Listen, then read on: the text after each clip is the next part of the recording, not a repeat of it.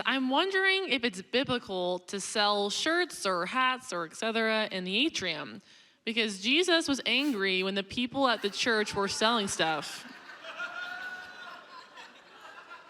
It's a great question. Jed's in charge of that. Jed, where are you? Jed, can you help me with that? No, that really is a good question.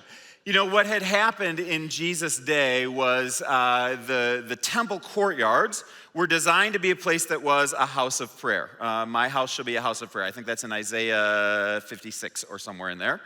And Jesus came in, and what he found was that during the Passover celebration, things had become so overwhelmingly marketed that in the temple courtyards, which there were multiple temple courtyards, courtyard for the Gentiles, for the Jews, including the women, for the Jews, men only, and then for the priests. And in the outer courtyard, the one that was the courtyard for the Gentiles, they had set up all kinds of booths. Money changers for people who are coming far away, selling sheep for sacrifices, and selling other things. What did that do? Well, it made it so that those who were supposed to be there, Gentiles from every nation to worship God, didn't have space to do it. So not only was it a transformation of the location from prayer to marketing, it was also a racist act towards people who were non-Jews, in that the Jews still had their places to come to worship, but the Gentiles did not.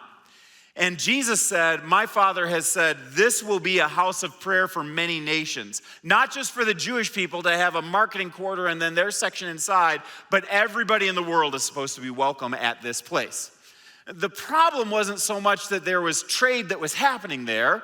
The problem was that the trade had supplanted the worship of God. It had crowded out the ability for people to pray and to welcome new people. In a church where you say, hey, we've got some things that we have for sale in the atrium, we should ask the question, is this making it impossible for people to pray?